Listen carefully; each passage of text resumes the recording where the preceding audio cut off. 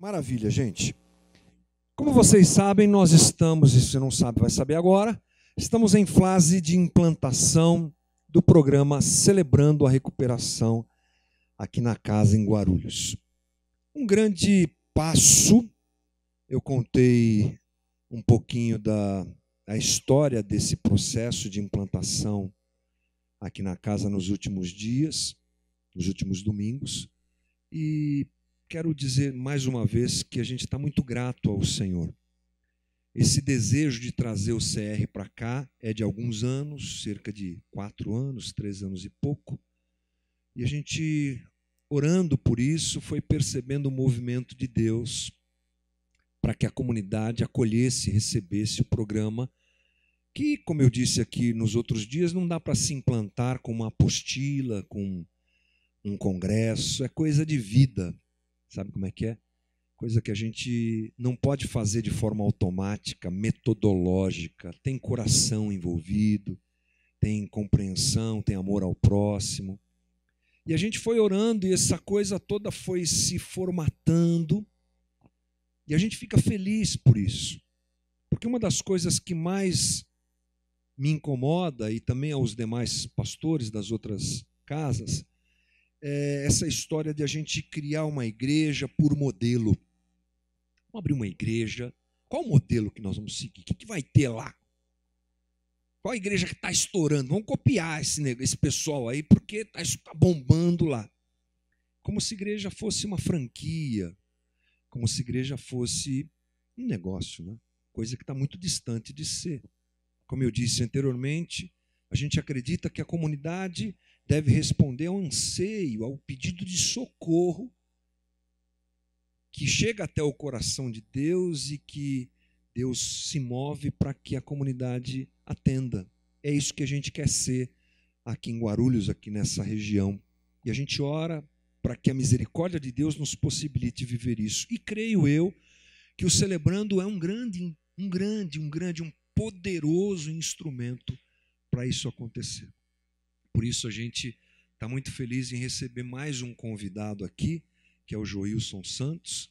Ele é um dos líderes, é um dos participantes do conselho lá da IBAB, que, aliás, fica aqui a minha gratidão explícita à IBAB, a toda a estrutura do CR, que tem nos apoiado, nos ajudado, a Roseni, a pastora que coordena tudo isso, a Damares, minha amiga, irmã, ao Francisco, né? Irmão querido, que foram e que são hoje esse instrumento de ligação da gente com a IBAB, e é uma história muito bonita, a história deles, que eles vão contar aqui nos próximos domingos aí, e vai ser bacana. Hoje a gente vai dar mais um passo, vamos ter mais uma conversa sobre o CR, e eu quero chamar já o Joilson para vir para cá. Eu gostaria que a igreja o recebesse com carinho. Muito bom ter você aqui. Muito, muito obrigado.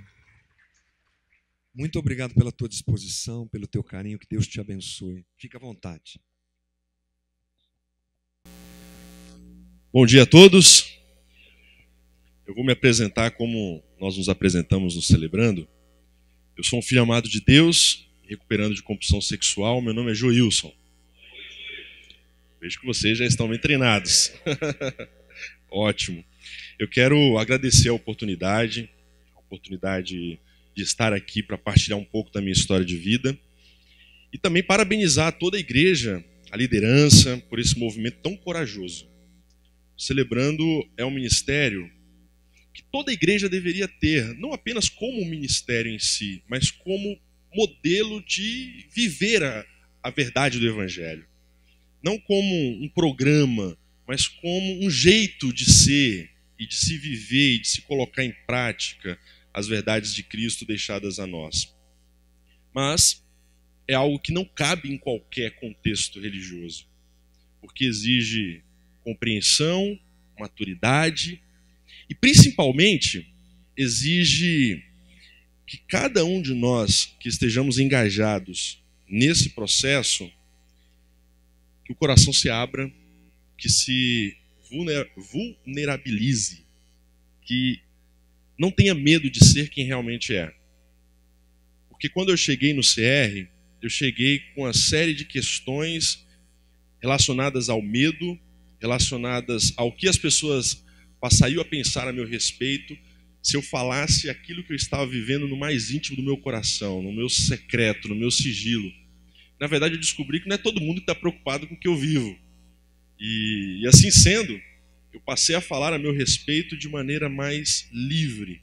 É claro que não foi da noite para o dia. Foi um passo de cada vez, um momento de cada vez, para que eu pudesse ter a liberdade e a maturidade de hoje, inclusive, estar aqui e partilhar com vocês um pouco da minha caminhada, um pouco da minha trajetória. Então, desde já eu parabenizo a todos e desejo que esse ministério seja muito próspero aqui entre vocês e que muitas vidas se recuperem, como de fato é esse o desejo do nosso Senhor para todos nós. Mais do que partilhar de um texto, de um conteúdo didático, eu quero partilhar muito mais a meu respeito, falar um pouco mais da minha caminhada. Não quero que você saia daqui com informações e conhecimentos que são pura e simplesmente teóricos, mas eu quero poder, nesses minutos que tenho, deixar para vocês a minha experiência, o meu testemunho de vida relacionado ao Celebrando a Recuperação, e que isso possa de alguma forma ajudá-los a se achar, seja nas minhas palavras, nas palavras de todos os outros que já passaram por aqui, dos demais que virão, mas falar de vida mesmo, do que eu vivi e do que eu vivo na minha caminhada de recuperação. Para isso, eu quero começar orando. Vamos juntos orar a Deus e pedir a Ele que nos dê total discernimento, maturidade e compreensão para ouvirmos em meio a tantas experiências a sua voz e a sua vontade para as nossas vidas. Deus, a Ti damos graças, Pai, pelo rico privilégio de sermos chamados por Teus filhos. Somos filhos amados do Senhor. Não somos conhecidos e reconhecidos pelo mal que praticamos, mas sim por sermos Teus filhos amados, a quem o Senhor quer o bem, quer a restauração, quer a recuperação e deseja que aqui e agora, neste tempo, nesta época, experimentemos a vida abundante a qual Cristo Jesus nos convida a viver. Que essa vida abundante nos encontre e que nós mergulhemos nela sem ressalvas, sem constrangimentos, sem medos, sem receios. Que essa vida abundante, ela transborde de dentro para fora em nós, a ponto de alcançar aqueles que estão ao nosso redor. Para que eles percebam que não somos super crentes, que não estamos imunes ao pecado, mas que em meio a todo esse mal que nos cerca, acreditamos e confiamos no Teu poder, que nos perdoa, nos cura, nos restaura e nos dá sempre mais uma chance, mais uma oportunidade de viver de cabeça erguida, não com vergonha, mas com a certeza de que o Senhor jamais nos abandonará, independentemente daquilo que venhamos a fazer.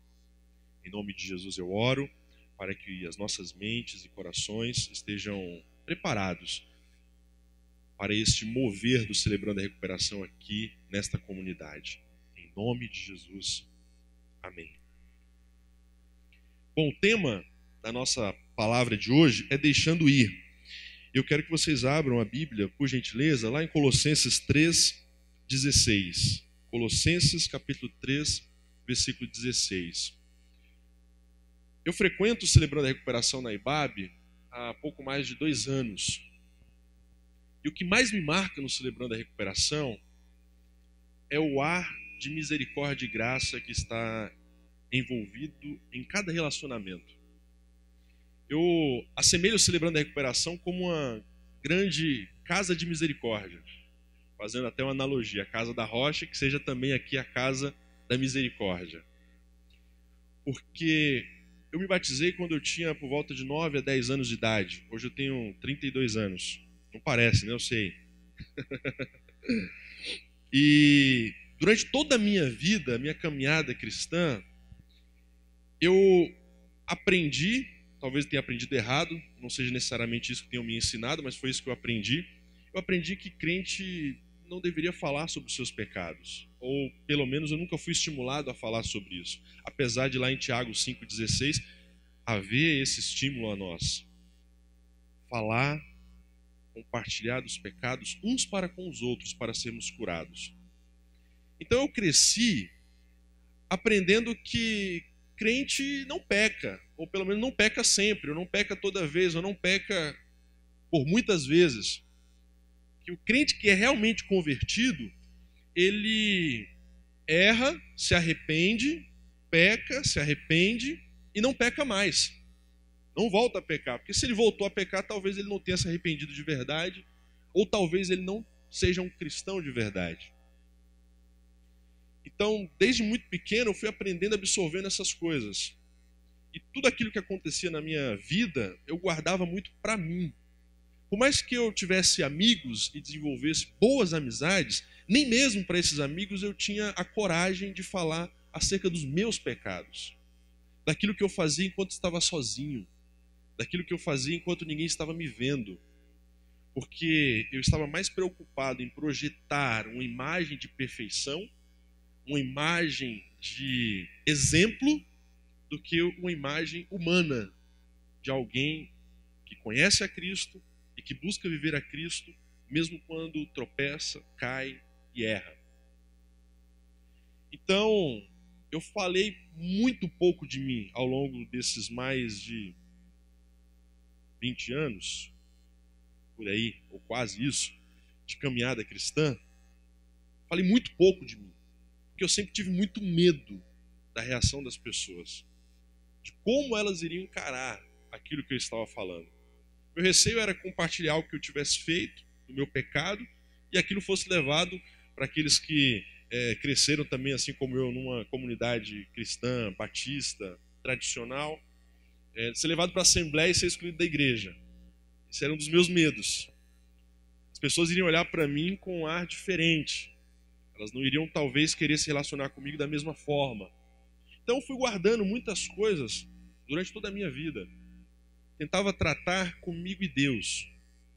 E em muitos momentos eu até questionei se eu de fato era cristão, se eu de fato era convertido. Porque se eu aprendi que ser convertido é não ficar pecando, e eu ficava pecando e errando, então algo de errado havia comigo. Talvez eu não fosse cristão de verdade, talvez eu não fosse realmente convertido. Eu guardei durante muito tempo essas questões relacionadas à minha compulsão sexual, à compulsão por pornografia, e não falava disso. Eu fui para o seminário com 17 anos, pastorei uma igreja por 4 anos, aqui em Guarulhos, inclusive, eu moro em Guarulhos, e não foi exatamente a minha questão que me levou a tomar um novo rumo na minha trajetória ministerial, mas, na verdade, foi um anseio por algo diferente. Eu cresci dentro de uma comunidade muito tradicional e as minhas ideias já não estavam mais casando com aquilo. E foi aí que eu procurei dar um novo sentido, um novo rumo, e cheguei até a IBAB. Já conheci a IBAB há muito tempo, não conheci o Celebrando a Recuperação, conheci o Celebrando a Recuperação através de uma quarta super, que é um grande encontro que realizamos uma vez a cada 3 meses, onde a Andréa Vargas, que é uma palestrante, fala muito sobre essa questão de pornografia, de sexualidade, voltada muito para o homem. Ela estava falando sobre pornografia, ela iria falar sobre pornografia no Celebrando a Recuperação. E eu não pude ir nessa quarta-feira, eu vi um aviso na IBAB, não pude ir, mas acompanhei depois a palestra pelo YouTube. E eu vi que era aquilo que eu estava precisando. Era de um espaço assim, de um ambiente assim.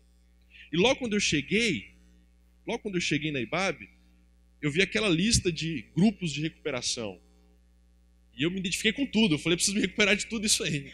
Medo, orgulho, traumas e feridas emocionais, compulsão sexual, baixa estima. Eu identificava todas essas questões na minha vida.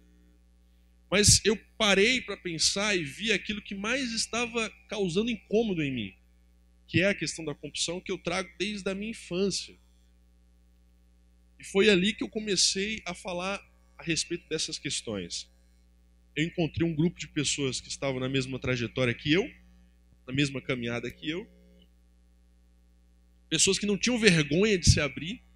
Isso para mim foi fundamental. O mediador do grupo, o líder do grupo, ele rasgava o coração, ele falava abertamente das suas questões, e aquilo me foi gerando confiança, por saber que naquele grupo haviam pessoas que estavam na mesma jornada, na mesma caminhada que eu, e que ali era seguro falar. Ali era seguro falar. Eu não tive medo, depois de alguns encontros, de que o que eu fosse falar ali ficaria ali, não sairia dali. Uma das regras, dos princípios do Celebrando é justamente o sigilo, a confidencialidade. Vocês vão perceber ao longo dessas palestras que existem sim algumas regras dentro do Celebrando. Mas por que tanta regra? Porque a minha história é sagrada, a tua história é sagrada, e nós não podemos tratá-la com leviandade, de qualquer jeito. Por isso que há todo esse cuidado, há toda essa preparação, para que de fato meu coração possa encontrar um espaço aberto, para que eu coloque tudo para fora, tudo aquilo que eu esteja guardando, talvez ao longo de muitos e muitos anos. Nós costumamos dizer que a nossa doença sai pela boca e a nossa cura entra pelos ouvidos. Por isso que é tão importante falar, e é mais importante ainda ouvir. Nós falamos e ouvimos, e é dentro desse processo que a cura e a transformação, seja das nossas emoções ou dos nossos comportamentos, acontece. Bom, aqui tem um pequeno extrato do meu testemunho, aos poucos eu vou incrementando algo mais. Colossenses 3,16 diz assim, ou melhor, esse texto não é de Colossenses, esse texto é de Mateus. Então, desconsiderem ali o Colossenses 3,16, tá bom? Venham a mim todos os que estão cansados e sobrecarregados, e eu lhes darei descanso. Tomem sobre o meu jugo e aprendam de mim, pois sou manso e humilde de coração, e vocês encontrarão descanso para suas almas, pois o meu jugo é suave e o meu fardo é leve. Esse é o convite de Jesus para todos nós. Diferentemente de Jesus, há muitos contextos religiosos que colocam peso e sobrecarga sobre os nossos ombros. O peso de ser perfeito, o peso da performance moral irrepreensível, o peso de que se você errar, você não tem espaço entre nós, você não é dos nossos. Se você tropeçar escandalosamente, você está fora do jogo, você está fora da nossa comunidade. A comunidade dos salvos em Jesus Cristo, os remidos pelo sangue do Cordeiro, é a comunidade daqueles que entendem que o fardo, o peso que Jesus nos traz, ele não é pesado, ele é leve, apesar de ser um fardo. O jugo, aquilo que vai sobre os ombros dos bois e o conduz, não é algo pesado, ele é leve. O nosso mestre é manso e humilde. A palavra humildade, ela tem a ver com humanidade. É humilde aquele que mais humano é. E é dentro dessa dinâmica que nós aprendemos a falar a respeito das nossas próprias questões. Não temos um Deus que vai nos execrar, mas temos um Deus que vai nos abraçar, vai nos colocar sobre o seu colo e vai tratar das nossas feridas. Um dos princípios do Celebrando e dessa palestra de hoje é o princípio de número 3, que diz assim: conscientemente escolho confiar toda a minha vida e minha vontade aos cuidados e controle de Cristo. Talvez você já tenha tomado essa decisão em algum momento histórico do seu passado. A decisão que nós costumamos dizer que é a decisão de aceitar a Cristo. Mas será que eu entreguei tudo de fato a Cristo? Eu entreguei toda a minha vida a Cristo, ou existem coisas, comportamentos, questões que eu guardo para mim, para que eu tente resolver, para que eu tente lidar com isso da minha forma, do meu jeito, e não confiando em Cristo para tratar e me ajudar a lidar com essas questões. Questões de depressão, questões de cunho emocional, de algum relacionamento que foi ferido e desfeito no passado. Talvez você esteja, como eu, durante muito tempo fiz isso, tentando resolver ao meu modo, ao meu jeito, à minha maneira, e não entregando e confiando em Cristo para lidar com essas questões, para me ajudar a lidar com essas questões. Eu, celebrando a recuperação, costumo dizer também que não é uma fórmula mágica. É um programa de recuperação como tantos outros, mas com um grande diferencial que é centrado em Cristo. Em outros programas de recuperação, não se fala de um poder superior ao qual tem um nome, que é Jesus Cristo de Nazaré. Esse é o nosso poder superior. Esse é o nosso Senhor. E esse é o grande diferencial de um programa de recuperação como Celebrando. Centrado em Cristo, nas verdades do Evangelho. O que te impede de entregar essa questão que há no teu coração totalmente a Cristo? O que te impede de falar sobre isso? Bom, para mim, por exemplo, o que me impedia de falar da minha compulsão por pornografia era porque eu não queria admitir que eu precisava de ajuda. Eu não queria admitir que eu precisava de alguém para me ajudar. Eu não queria expor a minha vida, porque expondo, ficando vulnerável, eu também ficava vulnerável às críticas, eu também ficava vulnerável às pessoas que não iriam bem compreender a minha questão, o meu problema, o meu pecado, e poderia de alguma forma usar aquilo para me acusar. Então eu queria viver uma vida da qual não precisasse de ajuda. Eu tinha medo de pedir ajuda. Então talvez uma das questões que nos impeçam, e aí eu falo para você, que te impeça de tratar isso que está aí no teu coração há tantos anos, criou morada, já está instalado e talvez esteja contaminando os seus relacionamentos, seja justamente o fato de não querer pedir ajuda, de não querer admitir que precisa de ajuda. Ou talvez porque você tenha vergonha de pedir a ajuda de Deus.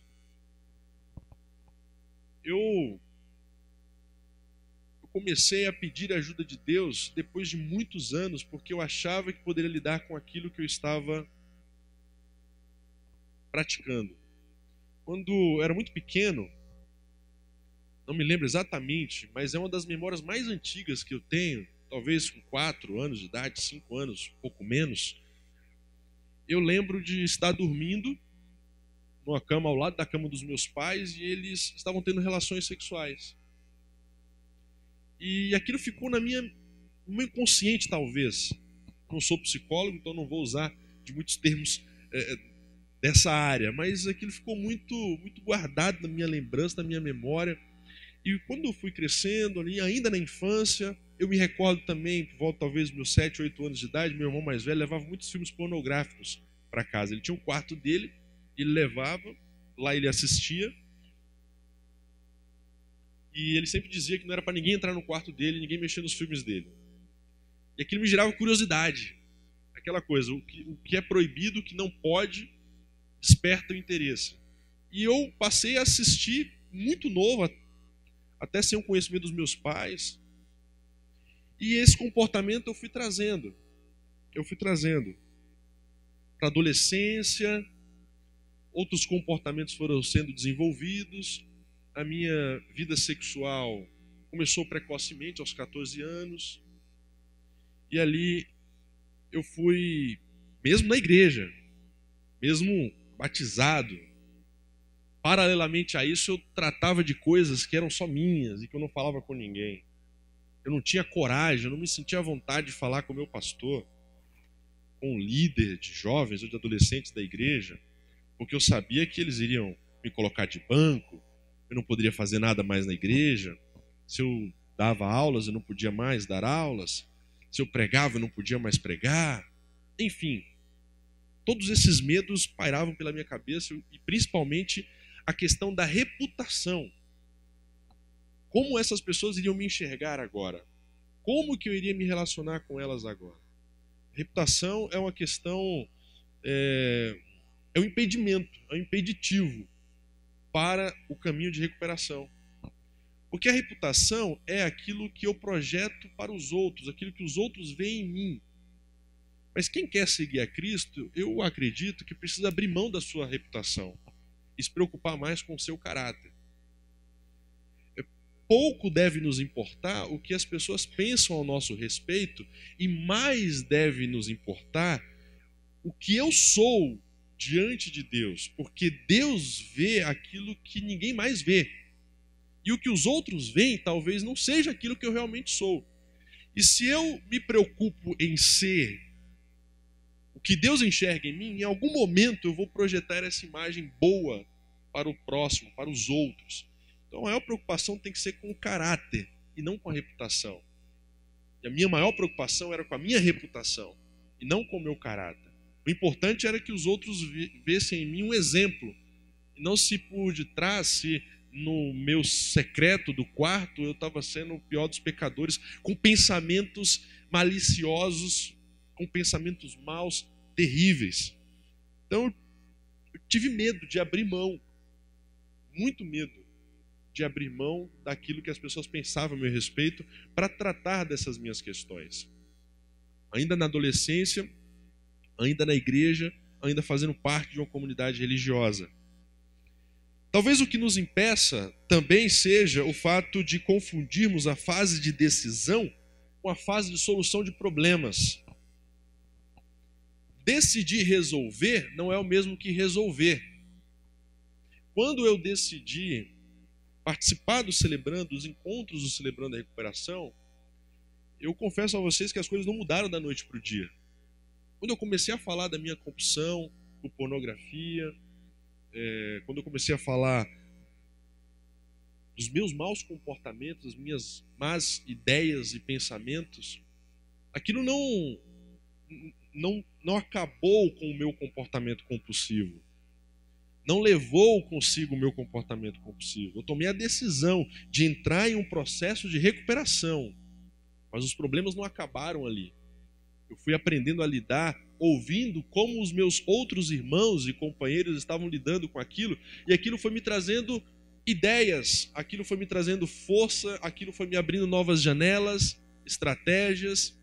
Eu fui aprendendo a lidar com a minha compulsão, depois de muitos e muitos anos. Desde muito novo até a fase adulta, tendo esse tipo de comportamento, eu não poderia achar que em 1 mês, em 2 meses, em 3 meses, aquilo iria se dissipar. Na verdade, eu acredito que, no fundo, essa é uma questão com a qual eu vou ter que lidar pelo resto da vida. Talvez essa seja o meu espinho na carne.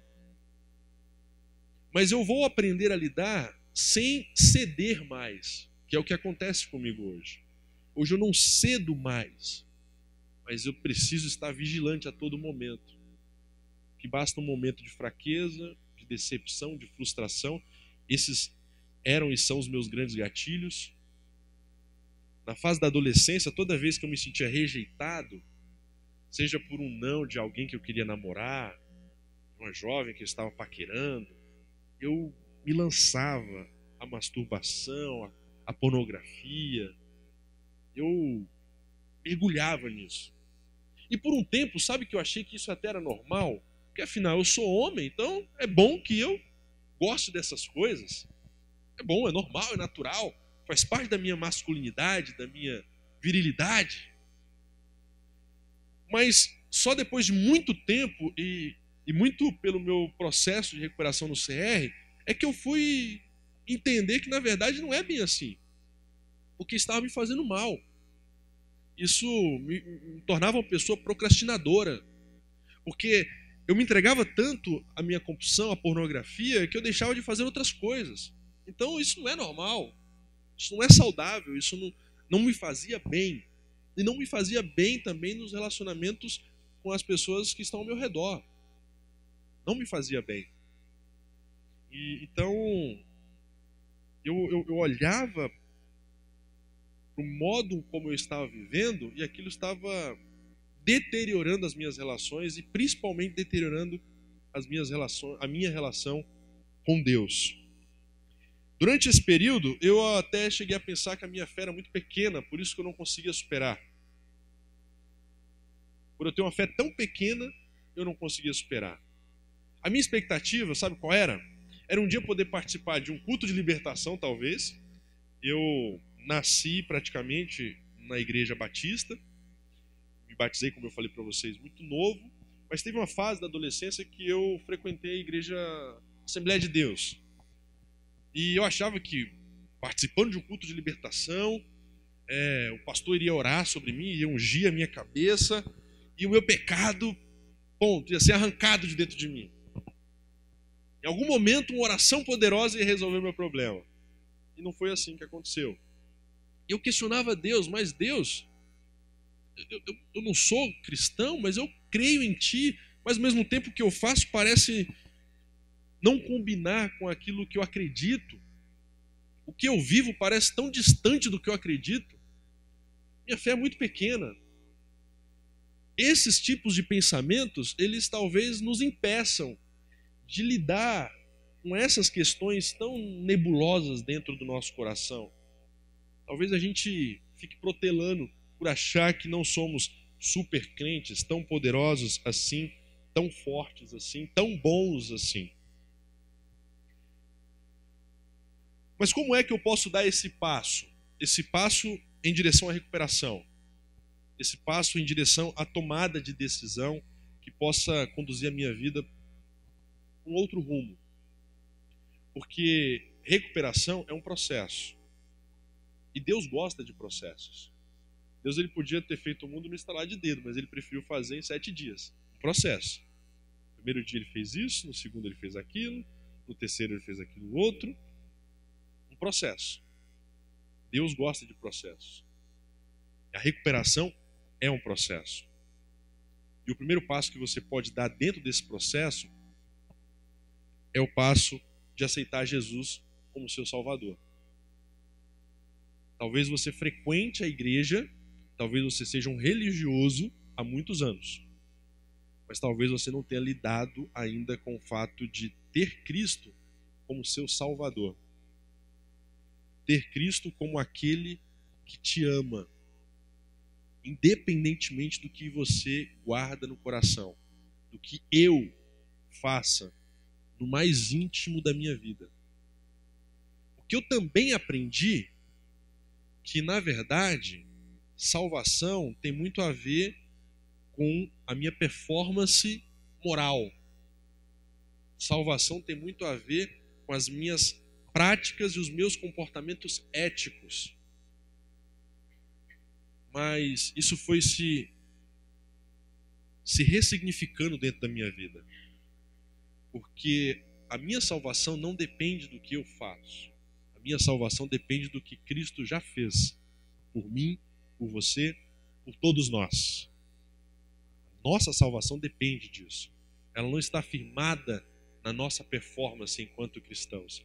Ela está firmada no sacrifício redentor de Cristo Jesus, o nosso Senhor. E um outro passo é você e eu aceitarmos a Bíblia como o nosso padrão para a vida. Ter nas Escrituras o nosso padrão de conduta, nosso padrão de comportamento. Como eu tenho me relacionado com a Bíblia, como eu tenho me relacionado com aquilo que eu tenho por herança de Deus através da sua palavra. Eu gosto muito de uma frase que diz assim, talvez tenha sido Moody que a falou: ou esse livro me afastará do pecado, ou o pecado me afastará desse livro. Essa é a relação que eu tenho que buscar ter com a Bíblia. Dela me afastar do pecado. Caso contrário, o meu pecado, o nosso pecado, vai me afastar desse livro. E me afastando desse livro, consequentemente, vai me afastar de muitas verdades preciosas que talvez você já tenha ouvido durante muitos anos, mas não tenha se dado conta. Durante muitos anos, eu já ouvi que Deus me ama. Mas eu não sentia esse amor quando eu olhava para o meu pecado.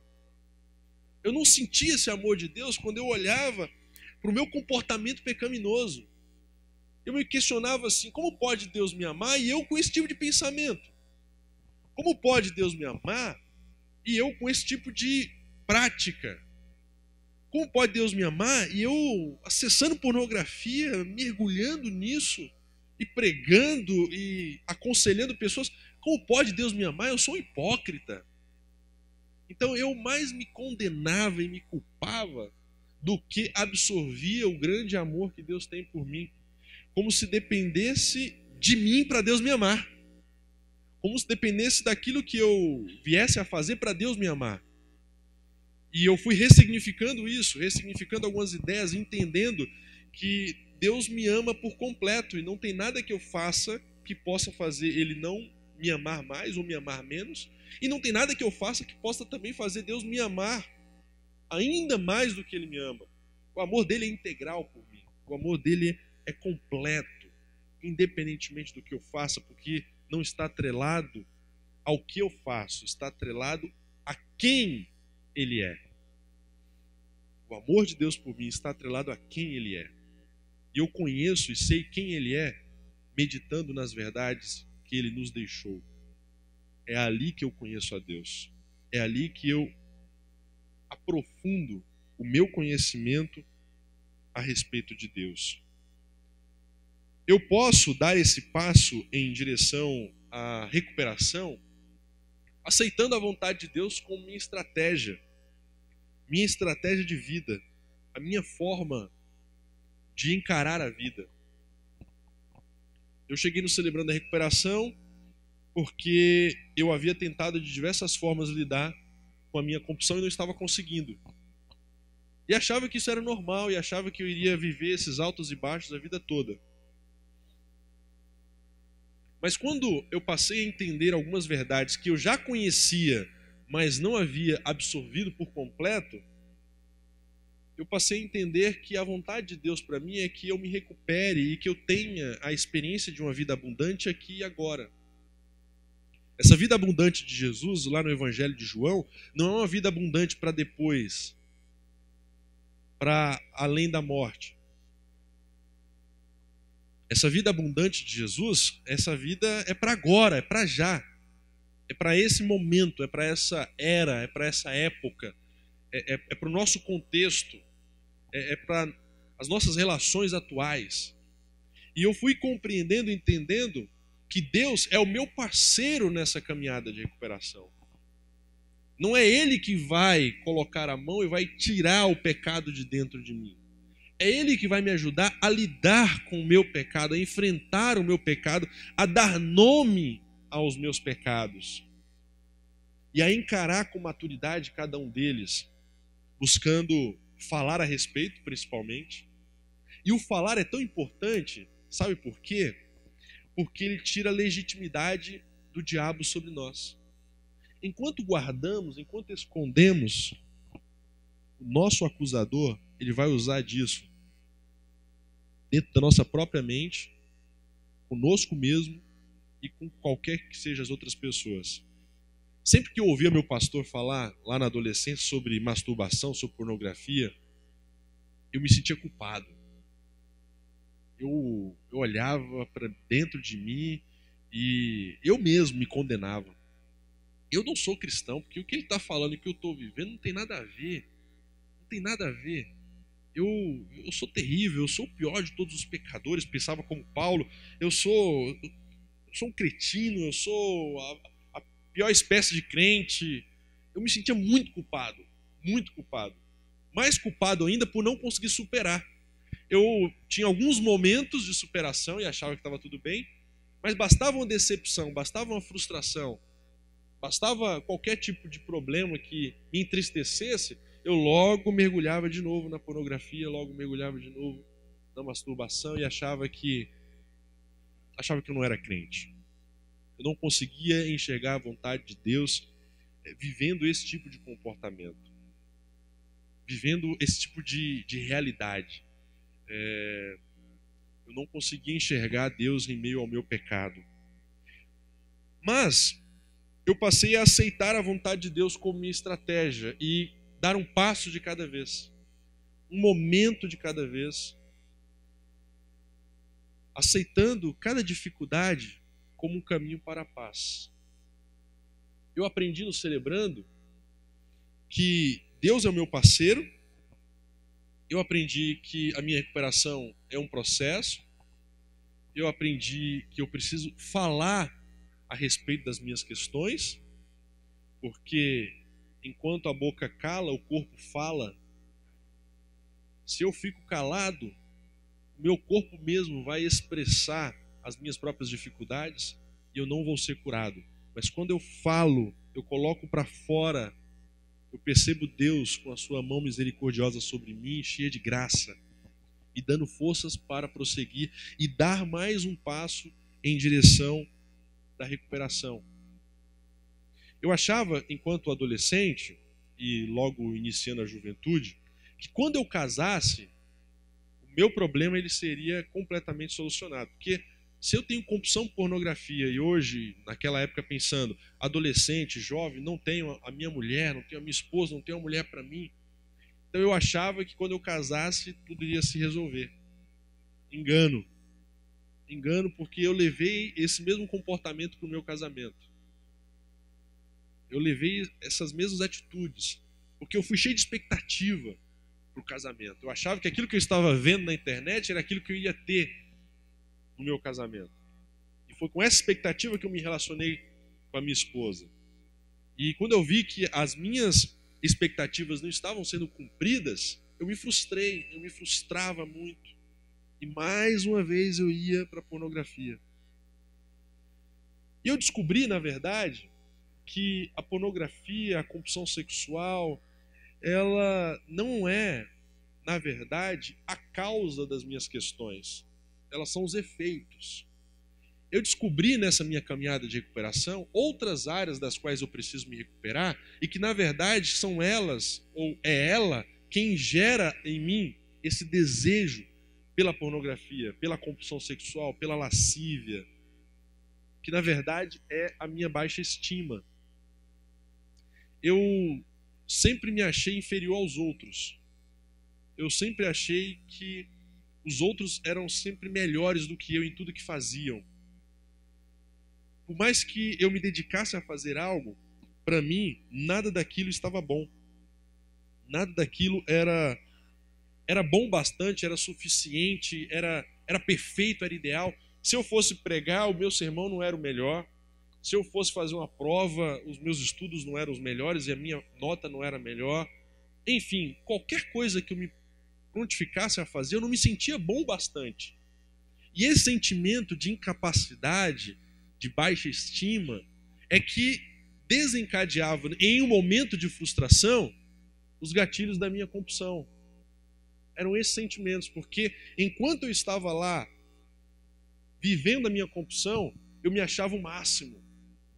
Poderoso, dono de mim mesmo, cheio de vida. Prazer gerava satisfação. Prazer gera essa satisfação. E, em outras palavras, o pecado ele é bom, porque se o pecado fosse ruim, ninguém pecava. Então me gerava esse prazer, esse sentimento de realização. E eu achava que, na verdade, a compulsão sexual era um fato, um fim em si mesmo. Quando, na verdade, não. Descobri que haviam outras coisas, como a minha baixa estima, que, na verdade, estava me levando para a compulsão sexual. Por me achar inferior, eu estava despertando outros gatilhos e não buscava força no poder de Deus para vencer a minha compulsão, para vencer as minhas questões. Mas eu oro tanto, talvez você se pergunte, como eu também me perguntava, mas eu leio a Bíblia, eu participo de todos os encontros da igreja e não tenho força, porque talvez eu esteja buscando força no lugar errado, da forma errada, do jeito errado. Se eu não me abrir, se eu não colocar para fora, eu vou continuar como aquele cara que estava na beira do caminho, aguardando uma carona. Conta-se a história que tinha alguém no meio do caminho com um saco de batatas nas costas, aguardando uma carona. E enquanto viu a carona, ele entrou, subiu na parte traseira da caminhonete, na caçamba de uma caminhonete. E, passado alguns minutos, o motorista olhou pelo retrovisor e viu que o rapaz continuava, mesmo em cima da caminhonete, com um saco de batata nas costas. Ou seja, eu estou na caminhada com Cristo, com Deus, Ele é o motorista da minha vida, mas o saco de batatas ainda continua nas minhas costas. Aquela questão que eu guardo no coração não foi resolvida, aquele perdão eu não liberei. Eu estou tentando com a minha força, eu não estou procurando as forças que emanam de Deus para vencer as minhas questões. Porque o que importa, na verdade, e essa é uma das ideias do Celebrando, não é o que fizeram com você, ou o que fizeram comigo, ou o que nós fazemos conosco mesmo. O que importa é o que eu faço com aquilo que me fizeram. O que eu faço com aquilo que eu estou vivendo, com aquilo que eu estou fazendo a mim mesmo. Eu me recupero porque eu preciso me recuperar. Não porque eu preciso projetar uma imagem de perfeição. Eu me recupero porque eu mereço isso. Não porque o meu passado, a minha família não me deu valor, as pessoas não me deram valor, eu fui muito maltratado, eu fui muito machucado e eu vivo preso a essa realidade e não me movo e não me mexo. A recuperação ela requer esse movimento em direção a Deus. Como aquele homem que estava à beira do tanque de Betesda, mais de 30 anos ali, esperando que alguém colocasse ele no tanque enquanto as águas eram sacudidas, supostamente, como a tradição e o texto bíblico diz, por um anjo. Às vezes estamos nós querendo que alguém faça por nós aquilo que nós é que temos que fazer por nós mesmos. Eu estava esperando que o meu pastor, eu estava esperando que Deus, eu estava esperando que alguém fizesse por mim aquilo que eu deveria fazer por mim mesmo, que era tomar a decisão de me recuperar, de falar. Eu sempre ensinei, preguei, eu falei algo do tipo: irmãos, a gente precisa compartilhar uns com os outros das nossas questões, mas eu mesmo nunca tive coragem de compartilhar das minhas questões com ninguém. Então eu sempre deixava para o outro, eu esperava que o outro fosse fazer algo que eu mesmo deveria fazer por mim mesmo. Que eu mesmo deveria tomar o primeiro passo, tomar a atitude e a decisão de me recuperar. Muito bem. Enquanto eu esperava pelos outros, nada mudava na minha vida. Enquanto eu esperava pelos outros, nada acontecia. Quando eu tomei a decisão, as coisas começaram a mudar. Então, no CR, eu passei a falar de mim mesmo. No começo, era muito difícil falar. Eu nunca imaginava estar aqui, por exemplo, e poder falar da minha questão com vocês. Há pouco mais de 2 anos atrás, isso seria inconcebível para mim, jamais falaria. Mas eu fui caminhando e Deus foi me libertando e eu fui percebendo o quão saudável é poder falar de si próprio e falar das suas questões. E aquilo foi me dando mais segurança e foi afastando o pecado de mim também. Hoje, passado por esse período, por esse processo, hoje eu posso dizer que a masturbação, a compulsão sexual, a pornografia não tem mais poder sobre mim. Não tem mais poder sobre mim. Eu estou imune ao pecado? Não, não estou imune. Por isso que eu vivo um dia de cada vez. Eu estou há quase 1 ano sem acessar pornografia, sem lidar com essas questões voltadas à compulsão sexual. Mas eu sei que o mais importante são as últimas 24 horas. Eu estou limpo pelas últimas 24 horas, eu vivo um dia de cada vez. Porque se eu olhar muito para frente, para o futuro, eu perco o presente. E isso me faz tropeçar. Então, o falar foi fundamental. O ter um espaço seguro foi importante, sigiloso, de pessoas com o coração cheio de misericórdia. No CR, as pessoas elas não aconselham umas às outras. No CR, as pessoas elas não dão receitas para as outras do que fazer ou do que não fazer. No CR, nós nos apoiamos mutuamente. Nós nos abraçamos como sinal de igualdade e de apoio mútuo. Mas nós não falamos o que A, B ou C deve fazer, porque nós não estamos aqui para consertar o outro. Durante muito tempo eu achei que eu deveria consertar as outras pessoas, quando na verdade eu deveria tratar de mim. Enquanto eu trato de mim, eu posso servir ao outro, devo, mas eu não devo consertar o outro. Não é meu papel consertar o outro, não é meu dever consertar o outro, não é o nosso dever consertar o outro. Nosso dever é apoiar, é servir uns aos outros. Até aqui, nessa série de palestras que temos aprendido, vocês estão percebendo que para estar saudável, nós temos que, primeiro, admitir que temos um problema, depois, dar o passo da esperança, reconhecendo que somos incapazes de ajudarmos a nós mesmos. E hoje, vocês estão aprendendo que é preciso confiar completamente a tua vida, assim como eu fiz, talvez você já o tenha feito, a tua vida e toda a sua vontade aos cuidados e controle de Cristo. Primeiro nós admitimos que temos um problema, temos uma questão. Eu acho que essa é a etapa mais difícil, a etapa da admissão, o sair da negação. Porque durante muito tempo eu achava que o meu pecado era normal, que eu sou homem, então é normal eu ter esse tipo de vontade, é normal eu ter esse tipo de comportamento. Sair dessa negação e admitir que há um problema é o primeiro passo em direção à recuperação. Assim como o segundo passo é o passo da esperança. Eu gosto muito da esperança, não do verbo esperar, mas a esperança do verbo esperançar, como diria Paulo Freire. O esperançar que faz, que coloca a mão na massa, que se envolve, que não fica parado de braços cruzados esperando as coisas acontecerem, mas se prontifica a ir em direção ao seu próprio caminho de recuperação. E para encerrar, eu quero ler com vocês Apocalipse 3:20. Essa sim é uma referência que está correta.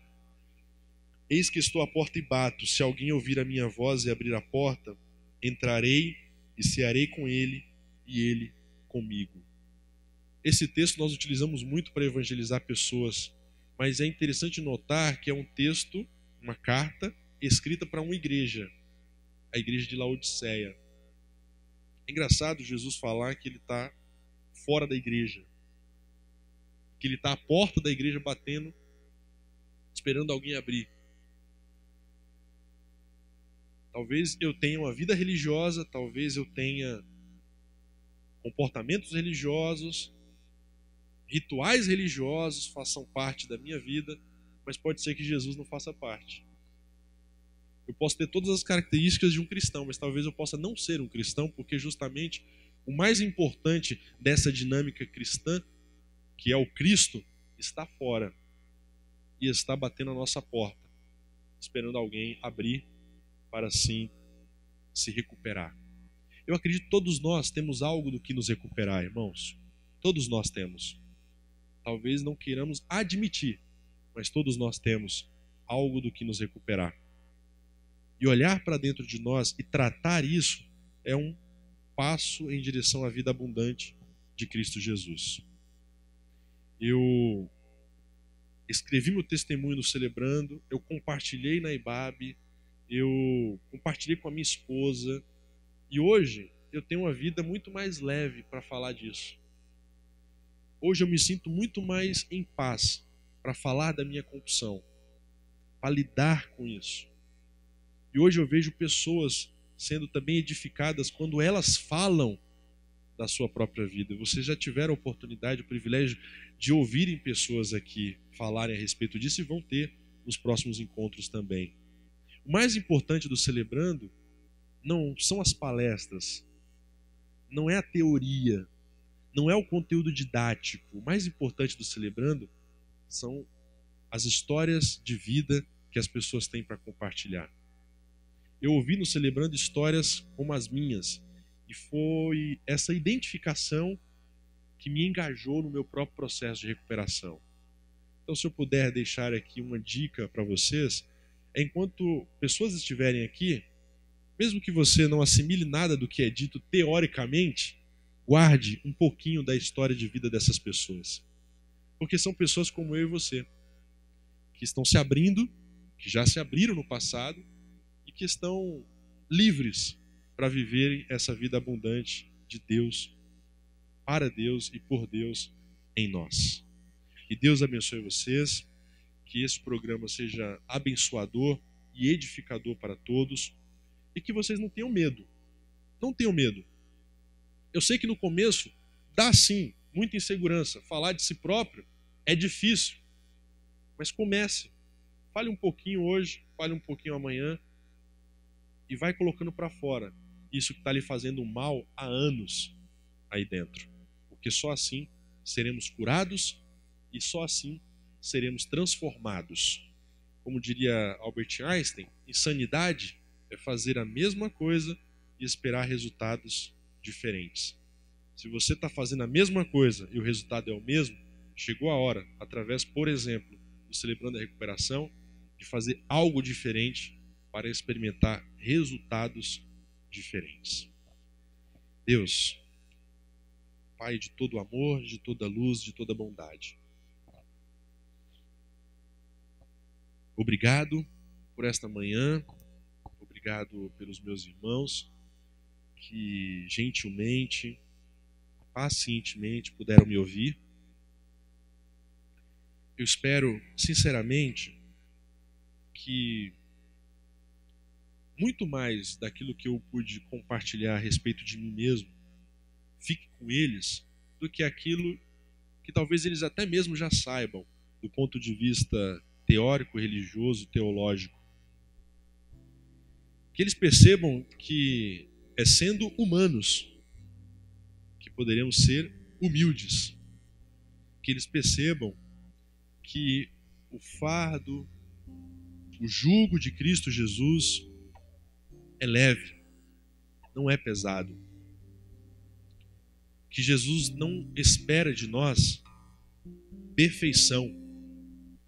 Jesus espera de nós coerência, admissão, confissão, arrependimento.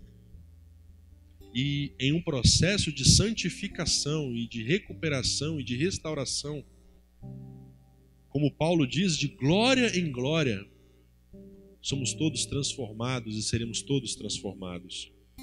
Que essa comunidade ela seja curada a partir das ideias que estão na tua palavra e que estão dentro do Celebrando a Recuperação.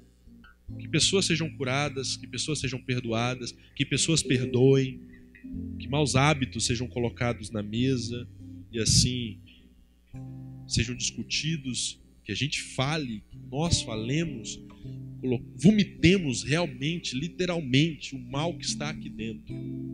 Porque somente assim seremos transformados e restaurados, quando admitirmos a nossa própria culpa, nosso próprio pecado.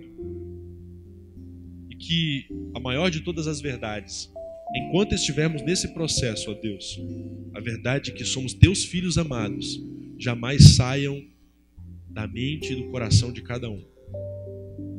Porque o fato de pecarmos não diminui o amor que o Senhor tem por nós. Eu oro, te louvo, te engrandeço, em nome de Jesus. Amém.